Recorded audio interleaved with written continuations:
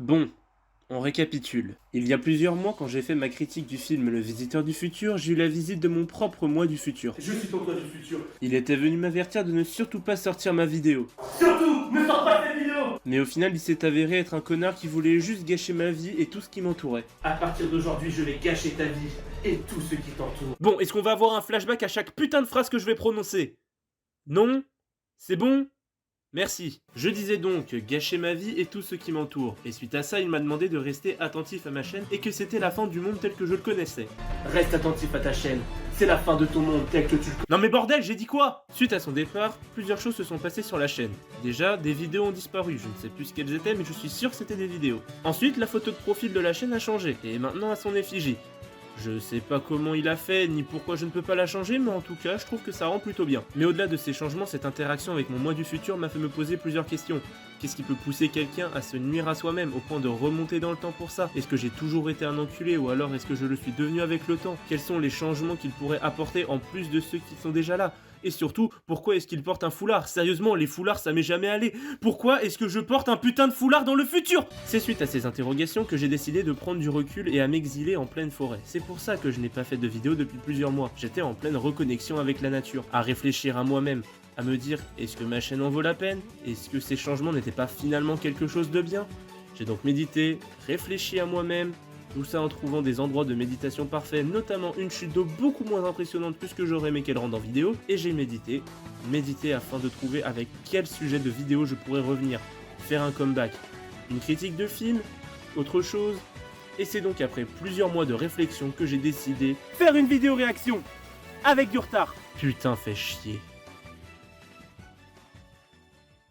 Et salut à tous les gens, c'est Nexod et aujourd'hui on se retrouve pour une nouvelle vidéo et comme vous l'avez vu au titre, à la miniature et à l'introduction, ça va être une vidéo réaction à une bande-annonce. En effet, il y a de ça plusieurs semaines, le premier teaser ainsi que la première bande-annonce du film FNAF sont arrivés. Je sais que ça n'a pas grand intérêt de réagir à une vidéo qui est sortie depuis plusieurs semaines, que tout le monde a vu et que même moi j'ai vu, je vais pas vous mentir à faire semblant de réagir, mais je trouve que cette bande-annonce et le film qu'elle annonce est quelque chose d'assez important, car on parle d'un film adapté d'un des jeux les plus marquants de cette décennie, et je trouve que c'est important d'en parler, surtout que Five Nights at Freddy's est un jeu qui m'a marqué. Allez, on lance la bande-annonce. Bonjour, c'est Mike. Vous m'avez parlé d'un travail et je... Donc déjà c'est un Mike Schmidt, Oui, agent de sécurité. Je suis prêt à tout Purple faire. Guy. Les gamins adoraient cet endroit dans les années 80. Il a fermé il y a des années, mais les proprios ont pas le cœur de s'en séparer. Moi, je travaille et toi, tu roupies. C'est compris. Et évidemment il y a un enfant, évidemment.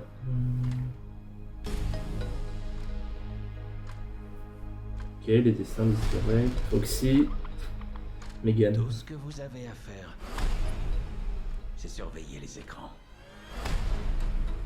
Bienvenue chez Freddy Fazbear. Ah, la vidéo du teaser. Les plus fous prennent vie. Mais oui, bien sûr. Ah, le petit thème. Vous devez être le nouvel agent de sécurité. Qu'est-ce que je... C'est la VF de Twilight Vous Sparkle. l'avez déjà rencontré? Qui ça? Eux.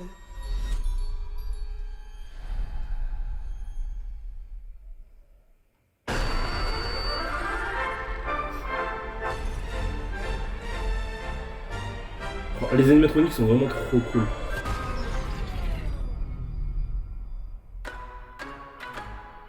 Des enfants ont disparu dans les années 80. La police a fouillé la pizzeria de fond en comble. Y a quelqu'un? On les a jamais retrouvés.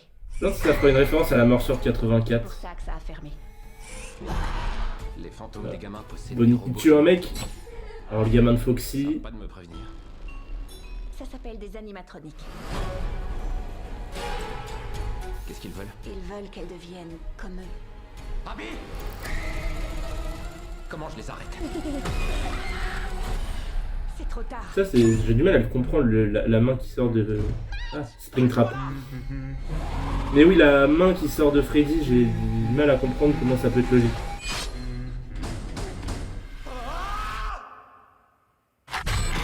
Ah, et le fameux plan où t'as Mike qui va se faire tronçonner. Pourquoi faut toujours que j'embarque des tordus? Et on finit sur Golden Freddy.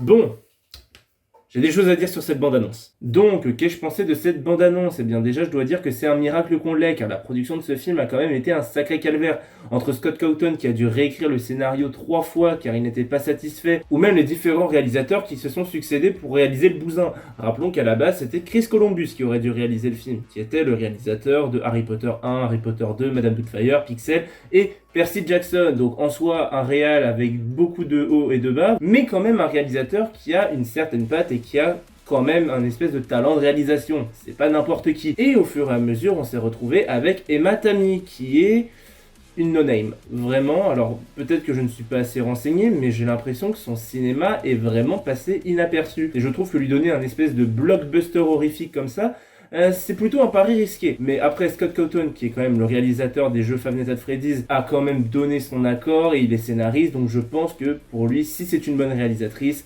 eh bien c'est que le film va quand même être bien réalisé. Je pense pas qu'il a donné son bébé à n'importe qui. Ensuite, avant de passer au débriefing, j'aimerais quand même reparler un petit peu de la saga Five Nights at Freddy's, qui est quand même une licence qui me tient à cœur. J'ai quand même signé le Taltempour dessus. Allez, la petite auto-promo qui fait plaisir. Putain, tu m'avais pas manqué. Donc oui, c'est une licence qui me tient à cœur, mais je rappelle qu'il n'y a que les 6 premiers jeux qui m'intéressent vraiment. À partir du 7ème jeu, qui est Security Bridge, il me semble, la preuve que j'en ai rien à foutre de tout ce qui se passe après FNAF 6, et je sais même pas c'est quoi l'ordre des jeux sortis après FNAF 6. C'était donc avec un grand engouement que l'annonce d'un film FNAF m'a fait sauter de mon siège. J'étais vraiment super content à l'époque, mais au fur et à mesure d'être poussé, je commençais à plus y croire. Et surtout, je me disais, mais comment faire un film FNAF? Car pour rappeler, Five Nights at Freddy's, c'est quand même une licence de jeu où l'histoire n'est basée que sur des théories.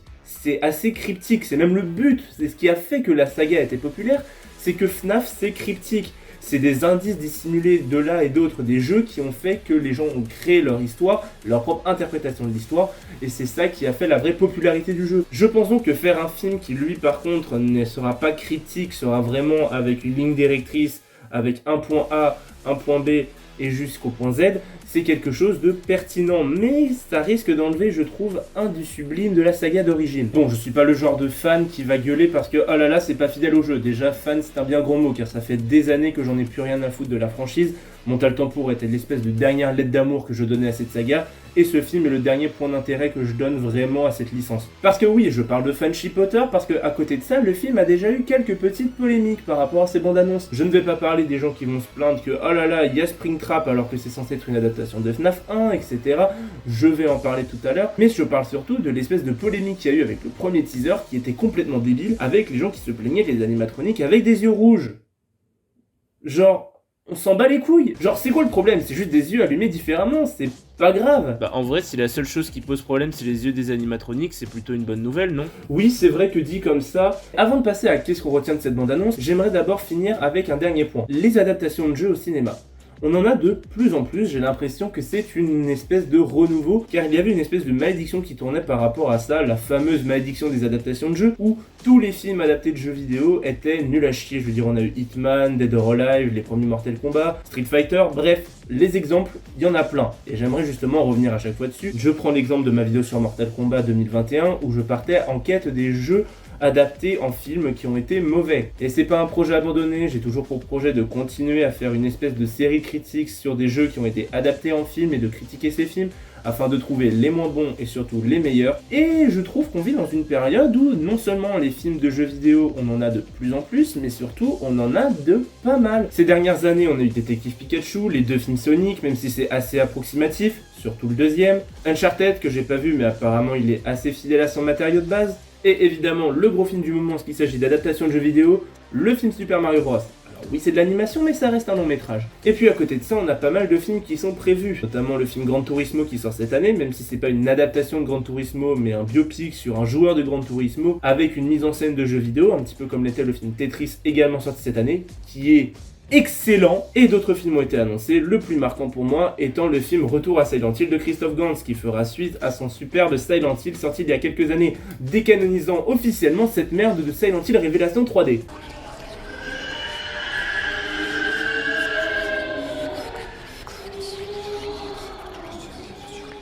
Mais bon, Pokémon, Mario, Sonic, Uncharted, Resident Evil, tout ça ce sont des jeux grand public que tout le monde connaît, des grosses licences du jeu vidéo. À côté de ça, Five Nights at Freddy's est un jeu indépendant.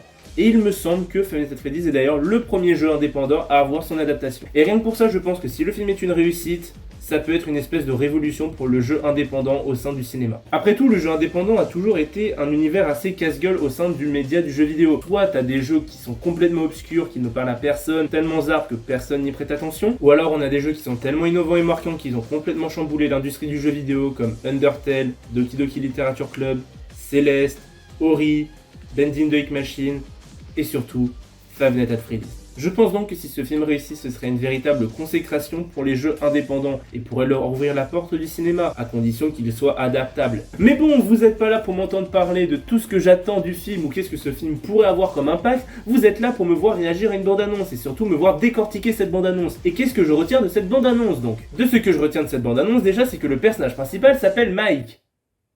Comment ça on s'en bat les couilles? Non, ce nom est important car ça peut désigner deux personnages. Soit il s'agit de Mike Schmidt, donc le protagoniste du premier Five Nights at Freddy's, montrant que ce film a une volonté de revenir aux sources et de raconter l'histoire d'origine des Five Nights at Freddy's, ou alors il s'agit de Michael Afton, et à ce moment-là ça peut poser problème car William Afton, son père et antagoniste principal de la saga Five Nights at Freddy's, est également dans le film, et il est joué par Matthew Lillard, l'acteur qui jouait Sammy dans les films Scooby-Doo, et il est le personnage qui donne un travail à Mike. Donc soit au moment des films, il est le patron actuel de la firme Freddy Fazbear's, soit ça n'aura rien à voir, tout simplement. Et je sais, il utilise un pseudonyme, et peut-être qu'on aura un coup de « Ah là là, en fait, il a abandonné ses enfants ». Je pense pas que le film va partir là-dedans, donc je préfère partir sur le fait que le personnage principal de ce film est Mike Schmidt.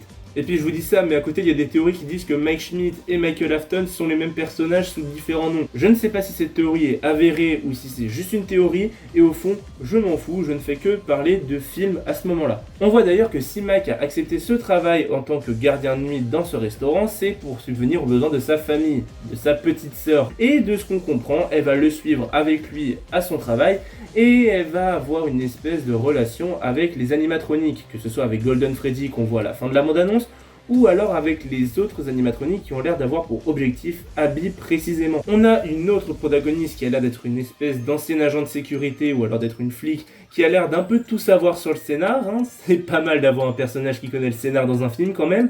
Et cette personne a l'air d'expliquer à Mike qui sont les animatroniques, donc elle a l'air d'être au courant des enfants morts, elle a l'air d'être au courant des fantômes. Je trouve que c'est un petit peu dommage de faire ce genre de personnage, ça enlève complètement le mystère qu'il pourrait y avoir autour des animatroniques. À côté de ça, on voit des espèces de scènes flashback, alors je ne sais pas si c'est des hallucinations ou comment ces scènes vont être amenées, mais on voit Mike dans une forêt avec les 5 enfants morts qui sont chacun définis avec un élément qui montre l'animatronique qu'ils vont hanter, le plus marquant étant le gamin en orange avec le crochet de Foxy. Et évidemment, comment ne pas parler de ce qu'il y a de plus marquant dans cette bande-annonce, le dessin de Balloon Boy. Sérieusement, il y a Balloon Boy dans le film. Évidemment, je parle de Springtrap. Les casse-coups viendront évidemment me dire c'est pas Springtrap, c'est Spring Bonnie parce que Afton est vivant dans le costume. ouais, tu joues parfaitement bien le rôle du casse-couille, ouais. Donc, je pense sincèrement que ça va être Springtrap, pas Spring Bonnie. Pourquoi? Springtrap est plus iconique, c'est lui l'antagoniste principal. Spring Bonnie, c'est un vieux sprite pixel, alors que Springtrap, c'est littéralement un antagoniste. L'antagoniste de FNAF 3. Et c'est là que j'en viens au dernier point. Ce film a l'air de mélanger FNAF 1, 2 et 3. Et c'est une bonne chose.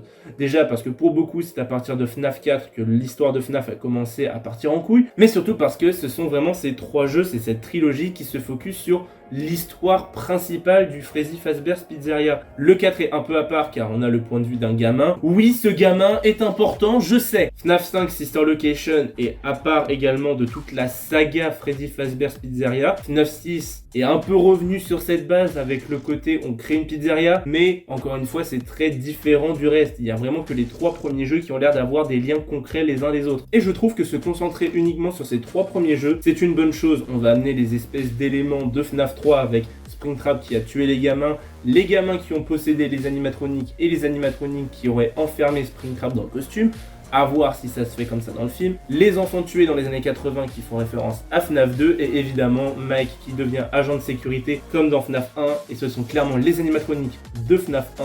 Donc logiquement le film est censé se passer dans les années 90. Logiquement, mais après ça a l'air d'avoir une espèce d'esthétique assez moderne et par moderne, j'entends vraiment notre époque, je parle pas de futuriste comme 2030, comme se passent les derniers Five Nights at Freddy's. Donc non, je pense que le film soit se passe dans les années 90, soit se passe à notre époque. Et je vois difficilement comment il pourrait se passer à notre époque, car les années 80 qui sont évoquées dans le film remonte assez long, donc pourquoi est-ce qu'une affaire des années 80 reviendrait faire surface dans les années 2020? C'est pour ça que le film est assez confus au niveau de la chronologie. Sinon, à quelques moments de la bande-annonce, il y a quelques passages notables, notamment le moment où un enfant sort son bras de la main de Freddy. Je sais pas comment ça peut se faire, est-ce que c'est un cadavre, parce qu'il a l'air quand même vachement en bon état ce bras, ou alors est-ce que c'est une hallucination? C'est encore des choses à voir, et je pense sincèrement que ce sera plus une hallucination qu'un réel membre cadavérique qui sort d'un animatronique, parce qu'il y a un cadavre à l'intérieur, et parce que, encore une fois, c'est censé être des fantômes, donc pourquoi est-ce que les fantômes auraient un corps physique? Bon, là évidemment, j'essaie de trouver de la cohérence à des fantômes qui hantent des animatroniques. Donc oui, je suis peut-être un peu con, je sais. Et le dernier point que j'aimerais évoquer, c'est Golden Freddy qui a l'air d'être un allié de Abby. À voir ce que ça peut donner. Est-ce que c'est juste qu'il n'est pas possédé? Est-ce que Abby va le posséder à la fin? Je sais pas, à voir. En tout cas, je trouve que cette bande-annonce est extrêmement intéressante, qu'elle annonce que du bon. Et j'ai pas grand chose à rajouter sur la bande-annonce en elle-même. Mais ce que je pourrais en revanche rajouter, c'est le point final de cette analyse, le côté horrifique. Je trouve que le film est extrêmement coloré, donc comme les jeux Five Nights at Freddy's, et ça c'est cool. Mais à côté de ça, comment ça va être mis le côté horrifique? On voit une scène où Bonnie bute un mec, il y a l'air d'avoir des séances assez sombres, notamment la scène du masque où tout le monde a fait une référence à Saw avec, mais surtout, comment rendre crédible et horrifique ce genre de personnage? Je pense qu'ils vont beaucoup les mettre dans l'ombre avec juste leurs yeux qui ressortent, mais je pense que le côté horrifique va être énormément aseptisé pour une raison simple. La commune FNAF est composée de gamins. Oui, j'ai été énervé en disant cette phrase. Pourquoi? Comme vous le savez, depuis ma dernière vidéo réaction sur She-Hulk, eh bien, j'ai décidé de mettre une partie lecture des commentaires. Et je voulais lire les commentaires de cette bande-annonce. Après, bon, les commentaires de la version française. Peut-être que j'aurais trouvé des commentaires pertinents sur la version américaine. Mais putain, il n'y a que des gamins dans la bande-annonce. Des gens qui demandent « Oh là là, le film, il sera déconseillé au moins de quel âge ?» Ah bah même si j'ai 13 ans, je dirais « Je déteste les gamins de communauté parce qu'ils sont insupportable et Five Nights at Freddy's en est rempli. Il n'y avait pas un seul commentaire vraiment pertinent et ça me ferait vraiment chier que ce film qui est censé être un film d'horreur soit adapté à des gosses juste pour pas leur faire des cauchemars. Ça me casserait les couilles qu'une vraie ambition de faire un film d'horreur bien pensé serait anéantie à cause d'une communauté de gamins de 12 ans. Donc oui, je trouve que le film va peut-être être moins mature qu'il n'aurait pu l'être. Je demande pas à ce que le film soit gore car je trouve que le gore c'est quelque chose de sympa mais qui rend difficilement une chose mature ou crédible. Enfin du moins quand c'est à l'extrême, c'est justement pour ça que je trouve que les premiers sauts... Je parle beaucoup de sauts dans cette vidéo je remarque, mais ce sont des trop bons exemples dans le cas que j'évoque. Les premiers sauts étaient pas si gore que ça, ce qui fait que c'est assez crédible. Et à partir du troisième, bizarrement c'est le saut qui a fait que c'est devenu de la merde. Là c'est là où c'est devenu de plus en plus spectaculaire. Et c'est ce gore spectaculaire qui fait que pour moi le gore ça a du mal à rendre crédible une œuvre. Donc je demande pas à ce que ce film Five Nights at Freddy's soit gore ou quoi, mais j'ai l'impression qu'il va être beaucoup aseptisé. Il n'y avait pas tant d'éléments qui ont l'air horrifiques dans cette bande-annonce. Après oui, c'est qu'une bande-annonce. Mais beaucoup de bandes-annonces de films d'horreur justement essayent de montrer l'ambiance que le film va avoir. Et là, j'ai pas l'impression d'avoir vu une vraie ambiance de film d'horreur, excepté à la fin avec Springtrap. Donc voilà, je finis cette analyse par ma grosse crainte qui est que j'ai peur que le film soit aseptisé. Et ça se trouve ça n'aura rien à voir, mais si le film est aseptisé pour moi, je pense que c'est parce que la communauté FNAF est composée de gamins. Mais bon, ça c'était que mon avis. Avis pas très positif d'ailleurs, j'aurais peut-être dû le mettre ailleurs dans la vidéo et finir sur une note un petit peu mieux. Avis qui d'ailleurs pourrait peut-être poser des problèmes en commentaire. Enfin ça c'est si la vidéo de la visibilité. Mais bon, c'est ma grosse crainte avec ce film et je pense que je vais terminer cette vidéo et cette analyse là-dessus. Voilà, c'est donc la fin de cette vidéo. J'espère que ce retour a été agréable pour vous autant qu'il a été agréable à faire pour moi. J'essaierai de vous faire des vidéos plus régulièrement avec le temps que j'ai en ce moment et j'essaierai surtout de vous faire des vidéos beaucoup plus travaillées qu'une simple vidéo réaction. Évidemment, les prochaines vidéos en seront car j'ai 2 autres bandes annonces à réagir. Également une autre bande annonce sortie depuis quelques semaines mais c'est aussi une grosse sortie qui est annoncée donc je ne peux pas passer à côté, et une autre un petit peu plus récente. Et évidemment je vous prépare une vidéo plus travaillée, mieux écrite et surtout plus personnelle d'ici quelques semaines, quelques mois, quelques années, bref, d'ici quelques temps, je vous prévois une vidéo qui est plus intéressante qu'une simple vidéo réaction bande annonce. Sur ce, je vous laisse, c'était Nexod, salut à tous.